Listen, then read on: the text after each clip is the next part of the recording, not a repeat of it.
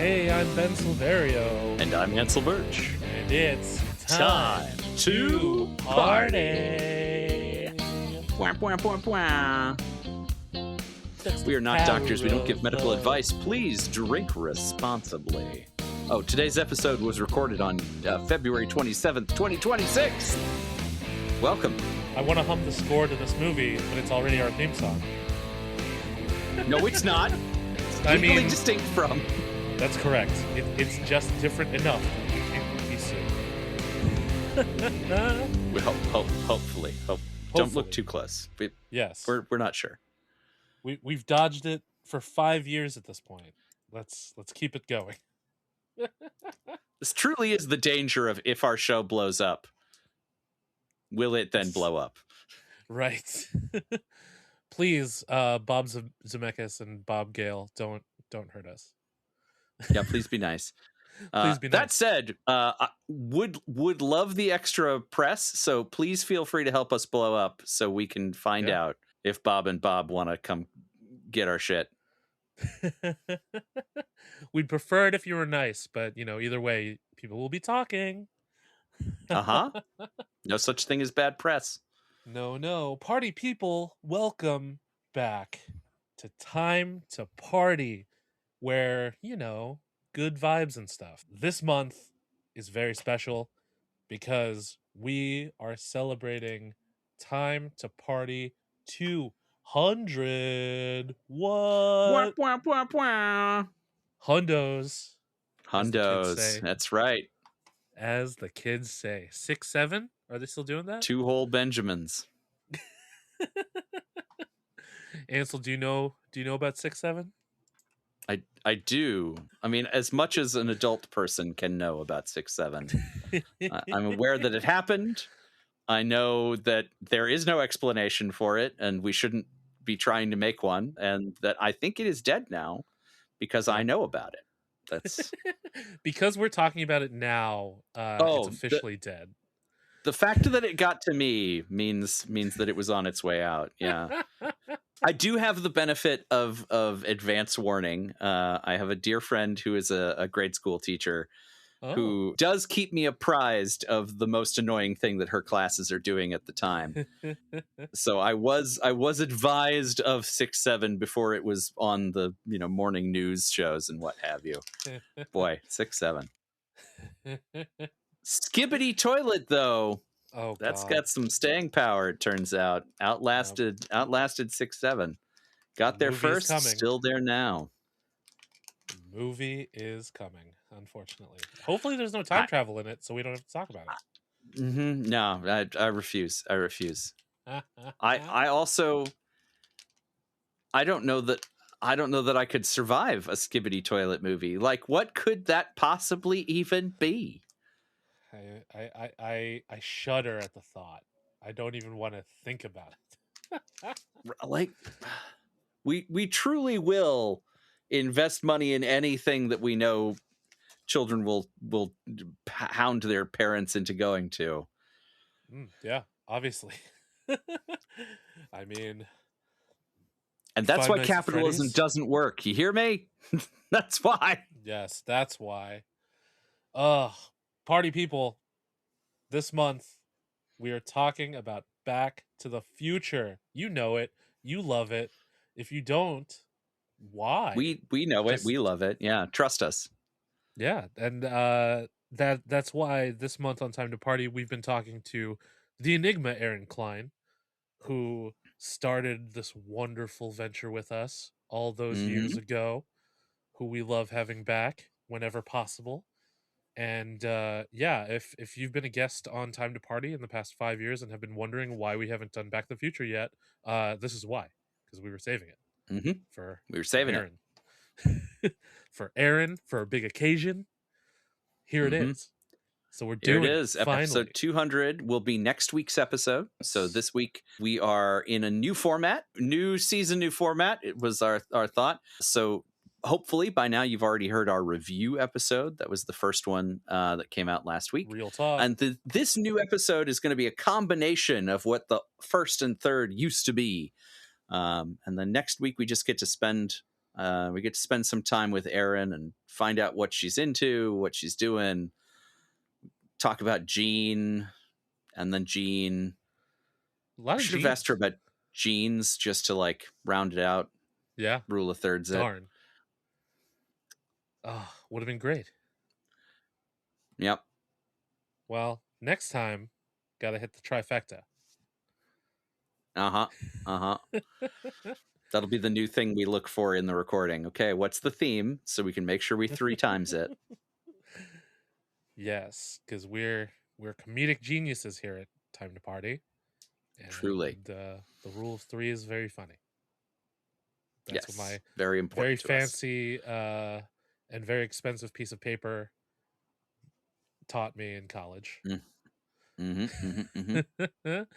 If for whatever reason you don't know about Back to the Future, here's what our good friends at Rotten Tomatoes have to say.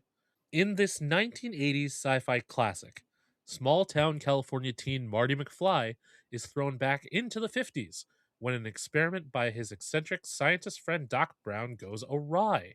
Traveling through time in a modified DeLorean, Marty encounters young versions of his parents and must make sure they fall in love, or he'll cease to exist. Even more dauntingly, Marty has to return to his own time and save the life of Dr. Emmett Brown. Somebody was doing overtime at Rotten Tomatoes. Yeah, that's a very complete synopsis. That's way better than they usually do. Mm-hmm. But, you know, I Back like to the Future eccentric deserves it. rather than maverick. Yes. Anything that doesn't remind me of Logan Paul is great.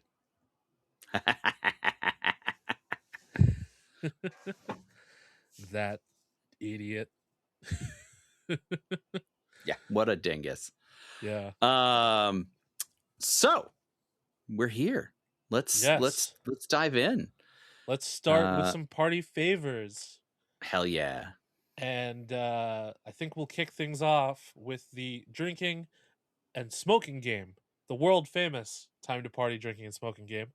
That's right. We've been doing this a long time now. There's been a lot of rules, Ansel.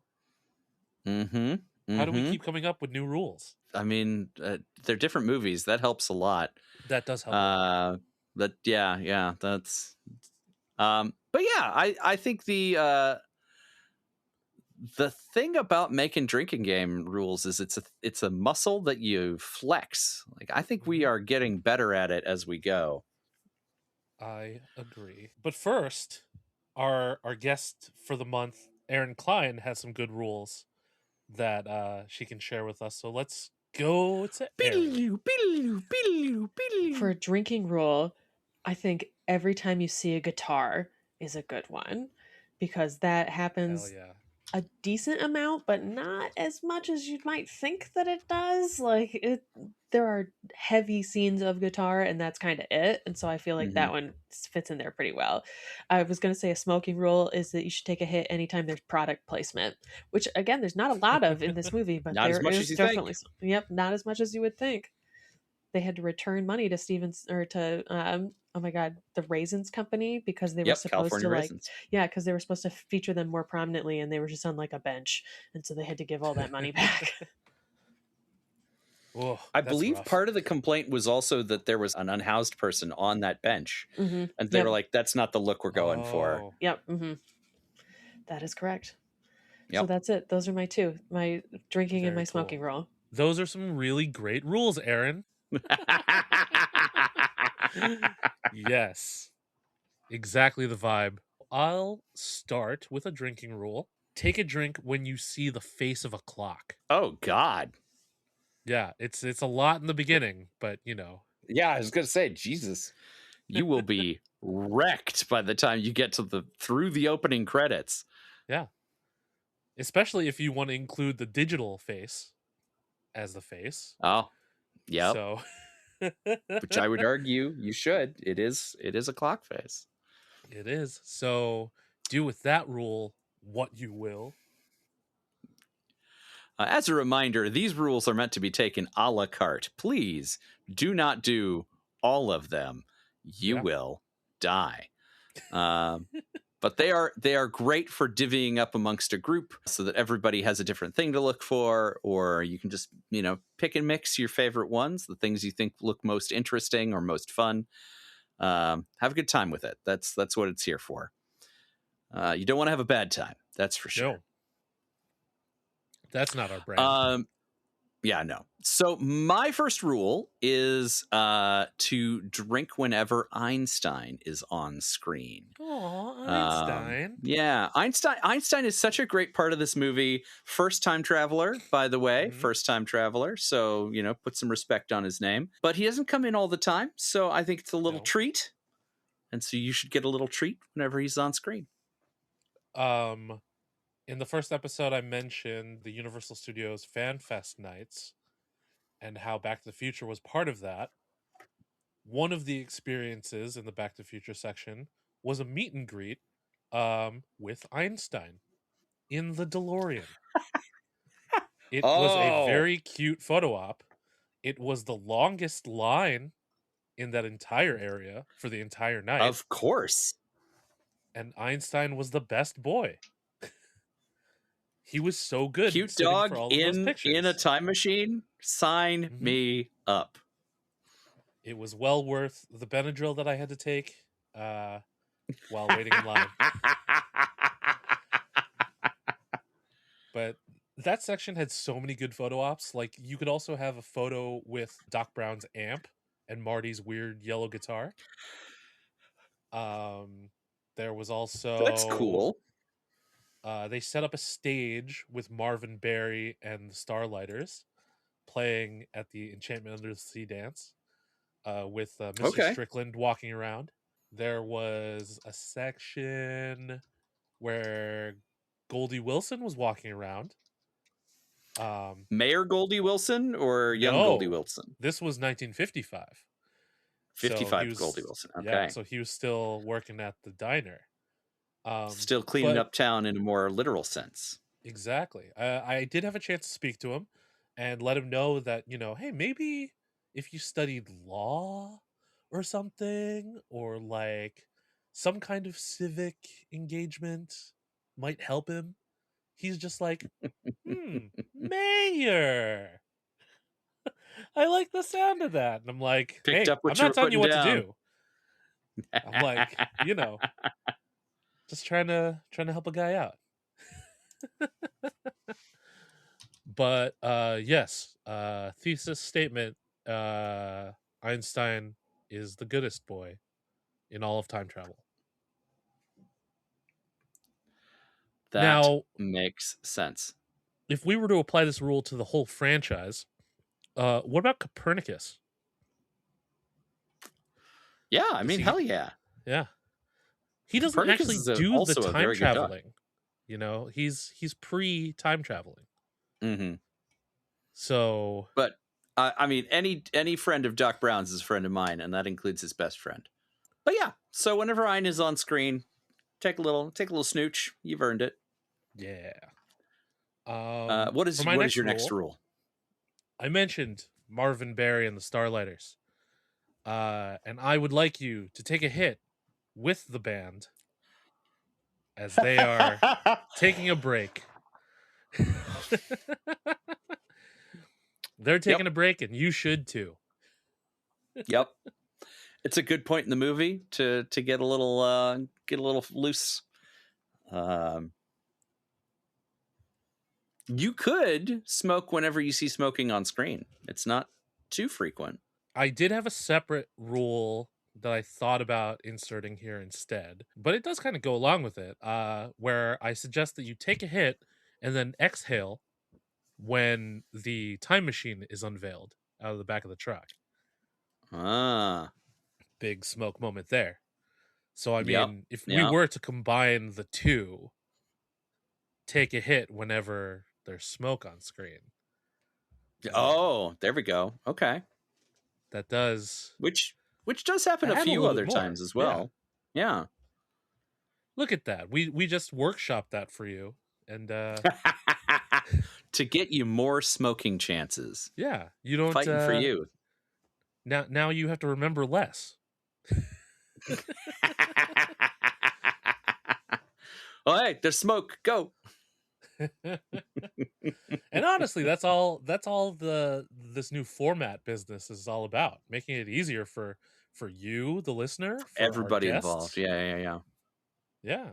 Except Ansel when he's editing.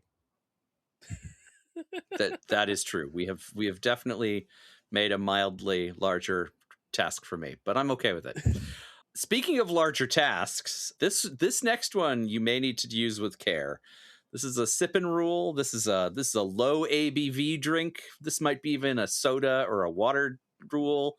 If you need to if you're about to do a colonoscopy and you got to drink that whole gallon of prep juice that they give you, this might be the one for it, because I want you to drink whenever a year or years are quoted. So I'm saying, like, anytime they say like 1955 or 1985 or another year or an interval of years. So if it's 30 years or 20 years or either of those scenarios, get a drink in. That's so much. That's a whole lot. It's a lot. Man. Just, oh God. You madman, you.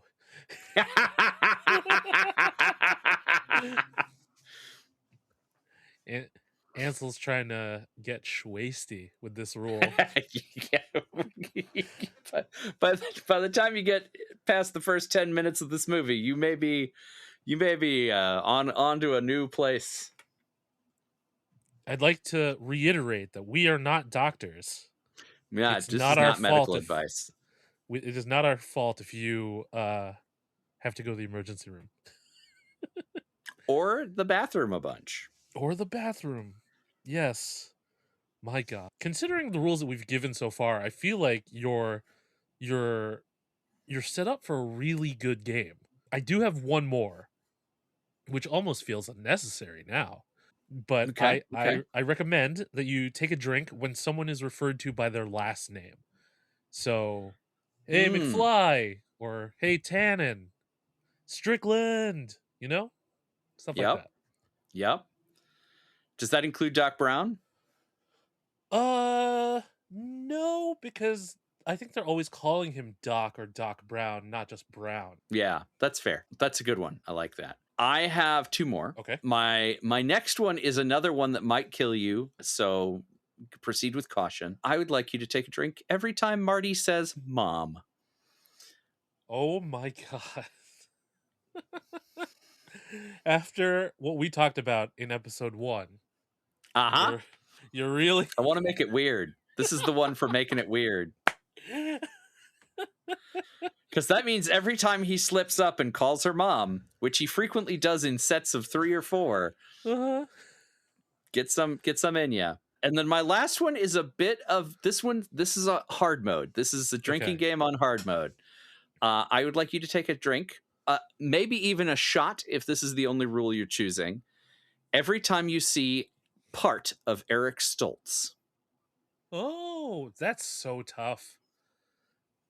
Man, that's like expert level. There's the one we know. There's one lots of people know. So, like, you'll at least get a shot in for that. But if you want to do some extra Googling on where you can see him in the rest of the film, it can be done. There are more opportunities.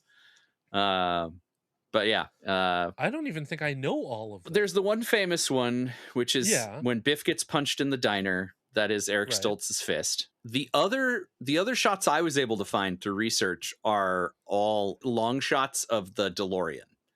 Oh, so there are some long shots of driving the DeLorean where it wasn't worth it to reshoot with proper Marty McFly. Right. So effectively, Eric Stoltz becomes the stunt driver for the film in those scenes. And he hasn't been getting credited all these years? Wow. He's been missing out on some serious royalties. Yeah, right? Man. What a hard conversation that must have been. Yeah. Hey, Eric. Buddy. I know we've basically shot the whole movie, but we've all agreed that your performance isn't what we're looking for. So we're going to do it over without you. Listen, man, you're just kind of a bummer, and Wow. I'm sorry. But have a good one. I read an anecdote today about this situation, and apparently Eric Stoltz did the whole thing method. Wow. So he insisted that everyone on set call him Marty. He wouldn't respond to his real name, to the point where supposedly, and I can't verify this, but supposedly when he got let go, somebody went to Christopher Lloyd to let him know that Eric wasn't on the picture anymore. And Christopher Lloyd went, "Who? Who's Eric? Who's Eric?" Legitimately thought his name was Marty. Oh my God. Chris Lloyd, you treasure. Right? What a genius. Speaking of treasures, we have even more goodies for you, because we here like to party, like to give back, you know? Not physically, because we're not, there. Yeah, but, no, yeah. Just like mentally, intellectually, even. Mm-hmm. Culturally, maybe. Maybe yeah. we'll get there. But it's a mental high five we're about to hand you right here. There it is. That's totally how we should start advertising our edutainment section. Hey, now get ready for a mental high five.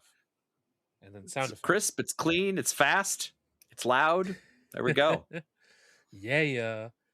Here we have edutainment, our very shallow dive into something that caught our fancy, something we wanted to learn more about. Fun facts, that we hey, we found this fun fact for you. Please have it. Yeah. We thought it was neat. And there's so much we could talk about with Back to the Future. I mean, there's a lot of stuff going on.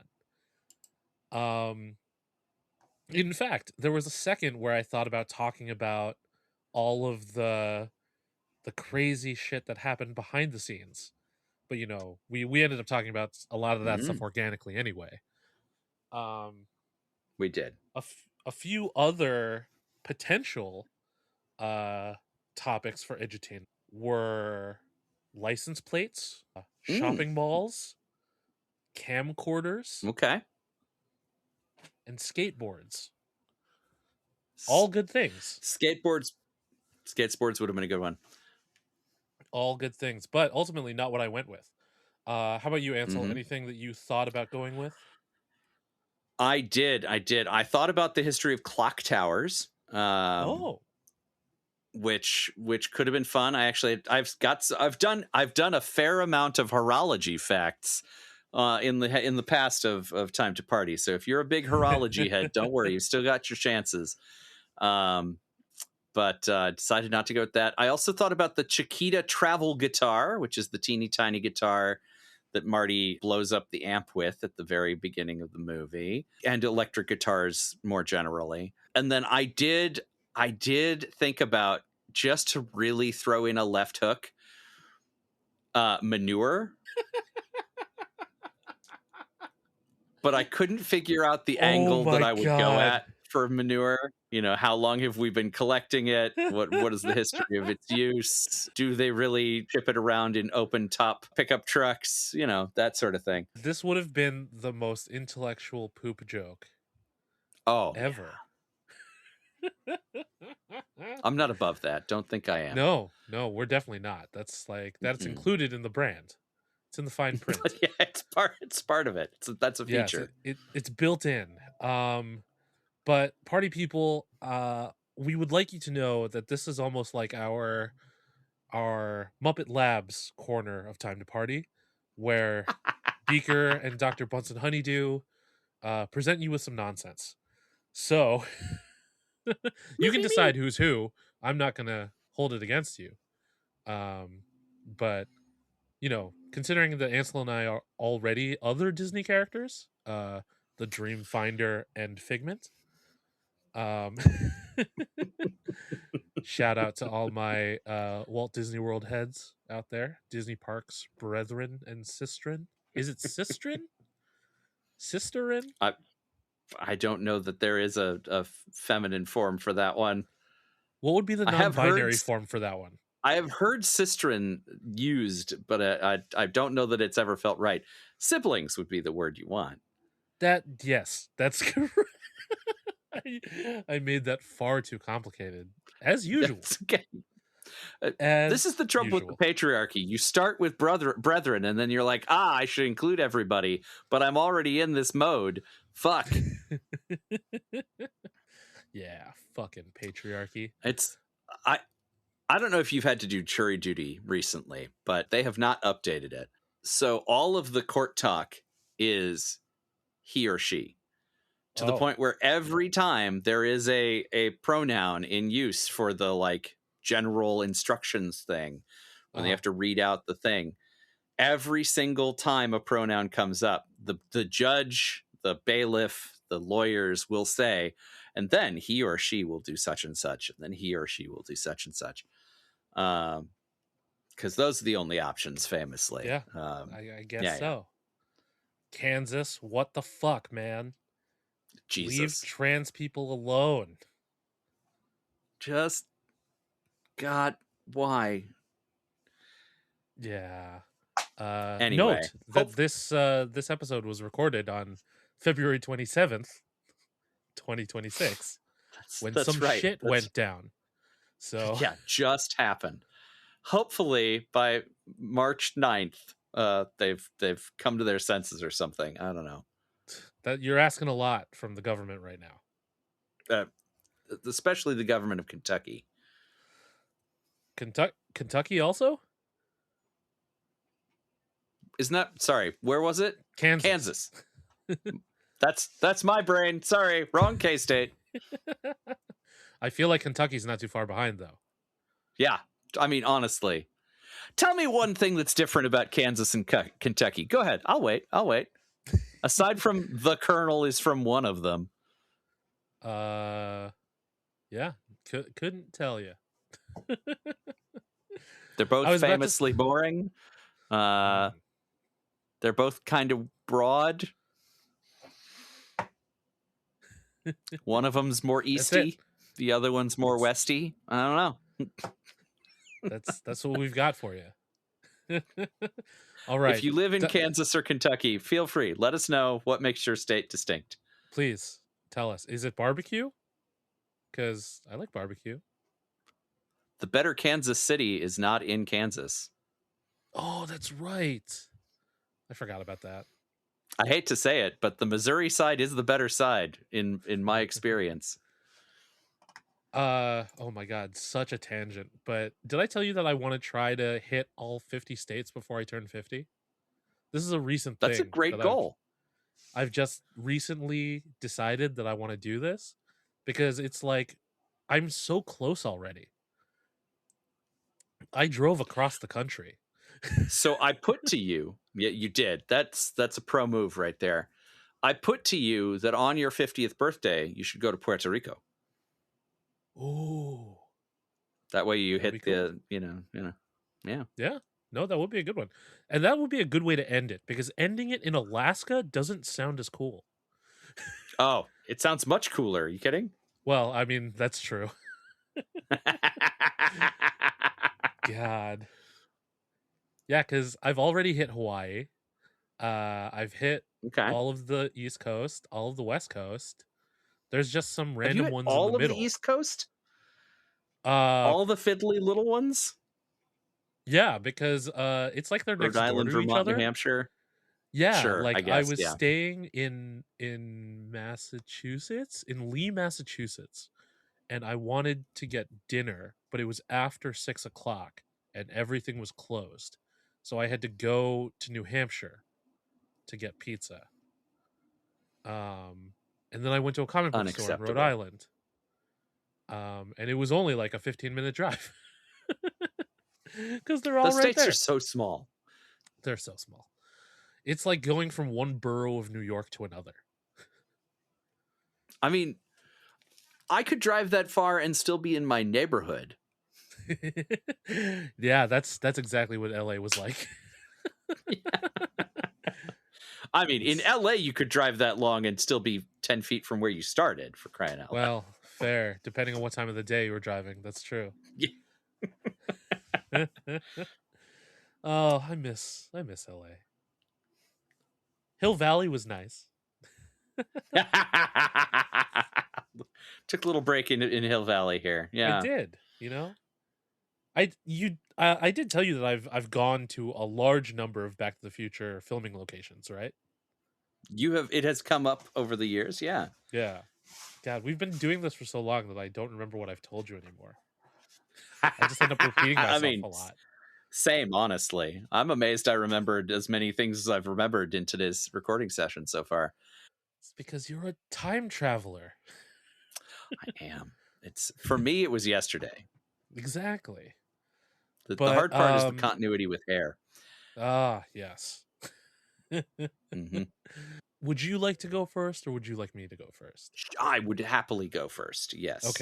Okay, so the thing that I did settle on is maybe a little bit of a cheat, because I did, as has been well established over the course of our series, I did work at the Museum of Science and Industry, and it has colored many, many, many of my interactions ever since. And as a science educator of days past, I would love to tell you about electricity via lightning. Oh. Yeah. I have pulled up some authoritative sources to give you some real answers about lightning. Just to get into the briefest situation, thunderstorms have a lot of movement going on up in them. So the clouds are being acted upon by winds that move laterally, as well as forces that move up and down.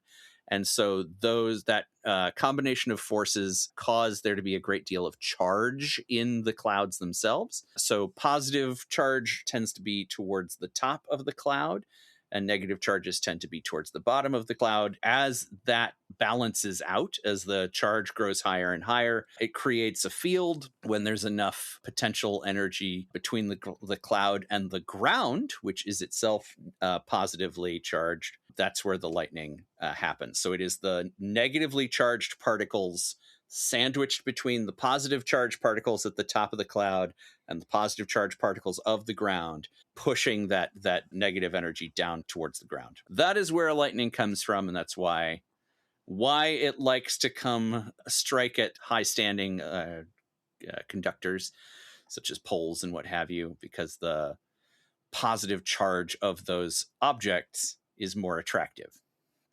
Which is why lightning rods work.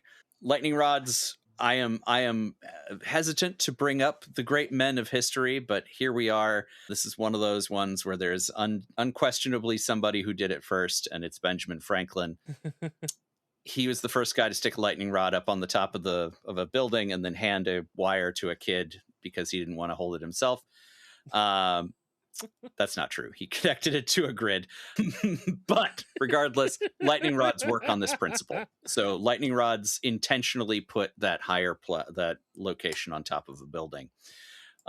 Which is why when Doc Brown connects the wire to the top of the clock tower, that he is able to conduct the lightning down from the cloud. So the question then becomes, is there anything to this 1.21 gigawatts business? And the answer is yes, in fact. According to energyprofessionals.com, 1.21 gigawatts is a legit figure. That is the maximum energy output of a bolt of lightning. So thank goodness they recorded that it was a particularly powerful bolt of lightning that struck the clock tower, because that's what you need. Energyprofessionals.com also gives us a handy comparison for what a light bulb, for what a watt is. Average household light bulbs before the advent of LED technology were ranging between 60 to 100. This is not about brightness, which is what a lot of people think.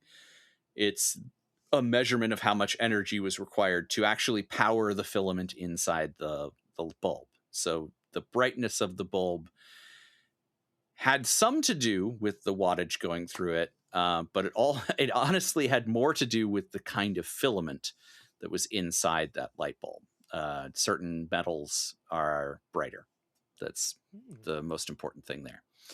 So I wanted to wrap up with one last thing offered by energyprofessionals.com, a legitimate website run by an organization of electricians. So, do they know anything about lightning bolt harnessing? I don't know, but they say harnessing the electricity in a lightning bolt is something that has been tried but never successfully pulled off. So while you can conduct electricity across, being able to capture that lightning and store it, something we've never been able to pull off. MIT did attempt it, and apparently it went rather badly. Robust safety mechanisms would need to be built to be able to contain the burst of energy and then prevent the entire facility from being blown to bits, is the quote that was provided from MIT. So lightning, it is 1.21 gigawatts. You can collect it from the sky, but you will not be able to store it.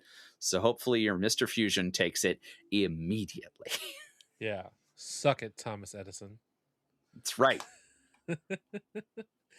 Now, do your sources have anything about the correct pronunciation of gigawatt? No, there is no authoritative pronunciation guide in any of these. How stuff works, National Oceanic and Atmospheric Administration and energyprofessionals.com did not weigh in on gigawatt versus gigawatt. I do wonder, it's a very specific choice that Christopher Lloyd made to call it a gigawatt. I don't know that I've ever heard anyone outside of the context of Back to the Future call it a gigawatt. You have just pointed out that I've been code switching this whole time and I didn't even think about it. It's like, oh yeah, you're right. This is the only context in which it's gigawatts. I would like to know how Doc Brown pronounces GIF. Oh yeah. I would bet you he's one of those GIF people. Maybe. I mean, if it's gigawatts, then maybe. Yeah. He is a maverick scientist after all. Oh God.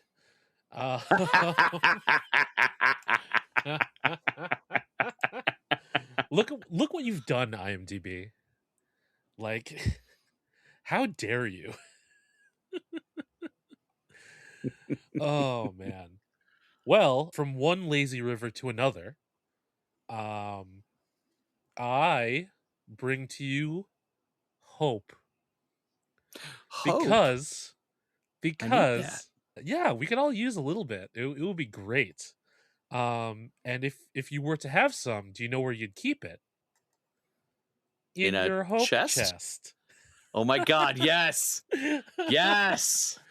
I realized during this last rewatch, I'm like, I don't fully know what a hope chest is. I assumed it was a dresser, but like, it's not. It's some white people shit. That's what it is. Super white people shit. I mean, it does have some history in ancient Egypt, but it's more so Middle Ages, Europe, and it got carried over to here for a while. So more than a dresser, also called a dowry chest or a trousseau chest, or my favorite one, the glory box. I've never heard glory box. That's good. Why? I don't. I've also never heard it called a trousseau chest. Yeah. Trousseau I've heard. Just like, this is my trousseau. But I did never trousseau chest. That feels very even more formal somehow. It sounds to me like when someone says pin number, when you don't need to say pin number because the N in pin is number, but it's, hat on a hat. We're getting a lot of hats on hats. Hats on hats on hats. But historically, hope chests were these large trunks that mothers would pass on to their daughters. A mother would typically start preparing a hope chest from the time that their daughter was very young and slowly start build the collection as the years went by. Now, if you're like me and you're thinking collection, it's like, oh, this has got to be some cool stuff, right? It's actually the things that were considered to be essential for young women to start a new life in marriage. So, silverware, fine china, linens, fancy clothes, jewelry, maybe. A Mm-hmm. lot of times, there are family heirlooms or mementos to remember your family by. Mm-hmm. So like photo albums, letters, or those, the I was about to say ancient jewelry, but it's not always so ancient, right? But it's just like significant, you know, objects and items Yeah. that a young woman could find comfort in, basically. Just to be like, oh hey, remember these people? They were cool. It's also a great place to store your children's body parts, turns out. Getting there. Oh, God. All right. Sorry. Pretend I said uh nothing. when hope chests were popular, they were mainly made of cedar because Mm-hmm. cedar is naturally mold resistant, insect repelling, and a very durable wood. Over time, as traditions changed and outlooks on life, marriage rituals evolved, and all those things, the hope chest or the dowry chest gradually became smaller, and that's when jewelry boxes started to emerge instead of these large dowry boxes. So in a way you can kind of trace the hope chest to Interesting. buying women jewelry as gifts pipeline. Now, as Ansel alluded to, another reason why hope chests fell out of style because of the reported fatalities of children suffocating. Oh, um that's not what I meant at all. oh See, it got dark. It got real dark. God, Jesus. Yeah, because of the design of a hope chest, the lid could be really heavy. So Mm-hmm. if children got trapped in there, and sometimes like really fancy one were self-locking. Oh. So like even up to 1996, following at least, like there could have been way more, but there were at least 6 child suffocation deaths. The manufacturer Lane Furniture recalled 12 million self-locking hope chests, which could not be opened from the inside. Oh. So Yeah, that feels like an obvious mistake. yeah. So I mean that's a pretty good reason to stop using a hope chest. Or if you were to use one, make them much, much smaller now.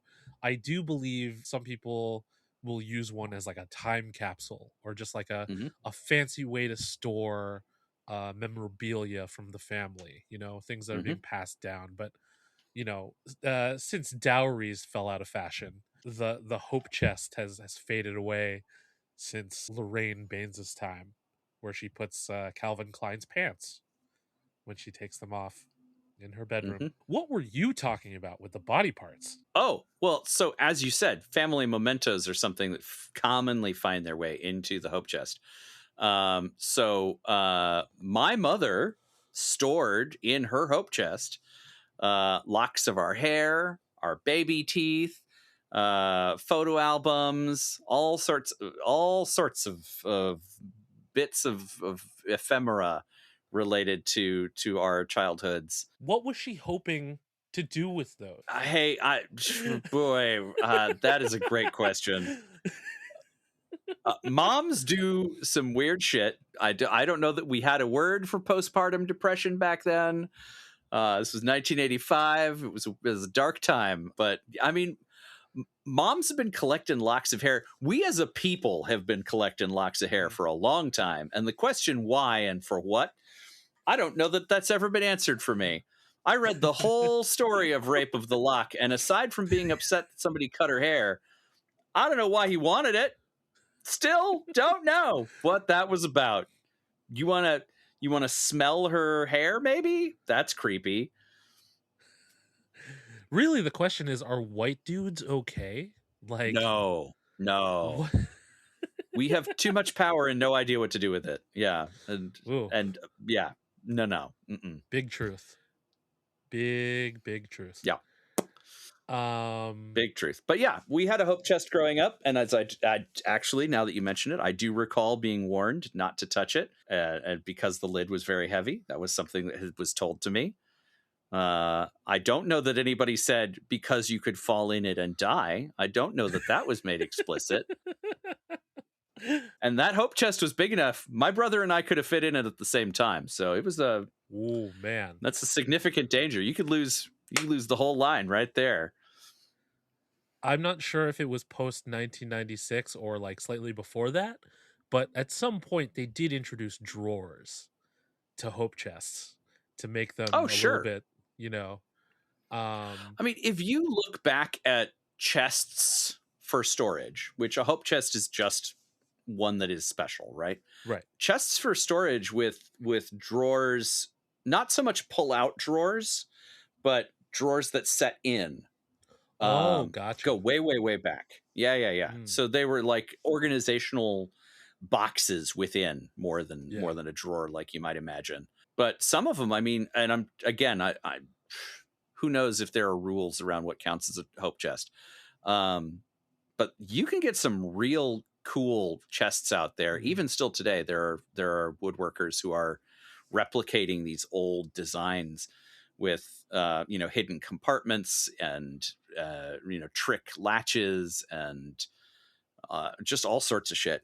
Get into the pirate side of TikTok for a minute. You'll see some chest technology that you never thought you needed, because you don't. Party people, if you get some new things in your algorithm about woodworking and hope chests, you're welcome. Yep.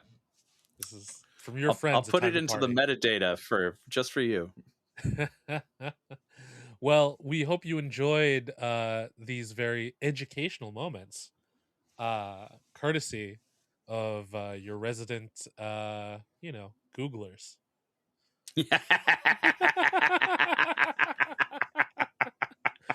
But to be fair, that's accurate. To be fair, Ansel did have that information beforehand because he's an educator. So I was at one time. Yeah, there was. So there was a time when I would have given you that speech while standing under a Tesla coil, and it would have been much cooler. You wouldn't have heard the end of it. Fuck, marry, kill, Tesla, Franklin, Edison. Oh, easy. That's not. There's no conversation there. Marry Tesla, because then you still get to fuck him. Kill Edison. Fair. That guy's a fuck. And yeah, you gotta fuck Franklin, because Franklin fucked. Yeah, but that's part of like why I was questioning it. Like, you didn't know what Franklin had that day. Oh, sure. But you're not gonna kill him and fuck Edison. I mean, maybe you want revenge on Edison. hate fuck. You can hate fuck Edison. Exactly. People do that. Oh, that's going to be its own clip.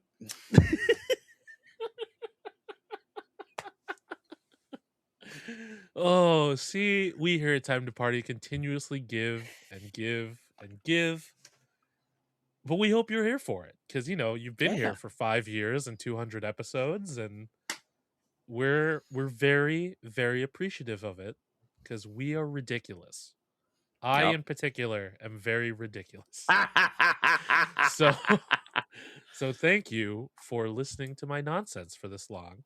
Hopefully you'll continue this journey with us, because there's so many more time travel movies to talk about. Check out our letterbox. Let us know which ones you want to see, because on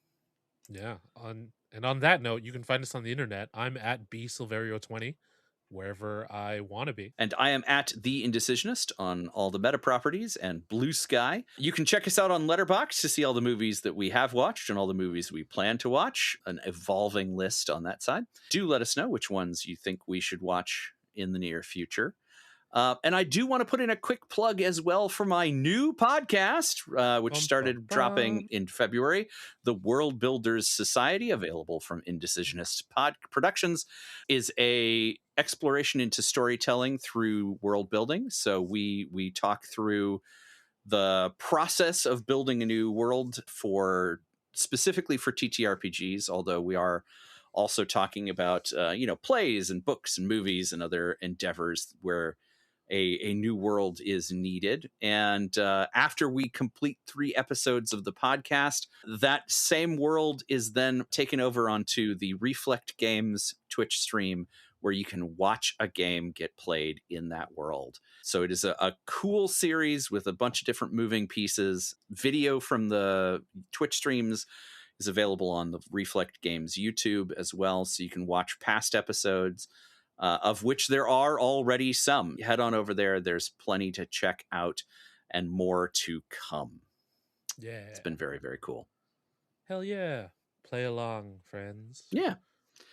This has been an Indecisionist production. Special thanks to April Moralba for our podcast art, and to Marlon Longett of Marlon and the Shakes for our amazing theme song. Yes, and another incredible debt of gratitude goes out to the Enigma, Erin Cline, for Wouldn't be being here without there you. with us. Yep. Thanks for being there at the beginning. Thanks for being here with us now. Tune in next week, because we're about to, dive in a little bit deeper with Erin Cline. Thanks to our new format. Hope you like it. We'll see how it goes, friends. Yeah. We're all on a journey here. Until next time, make like a tree and get out of here. Okay? And be excellent to each other. And party on, dudes.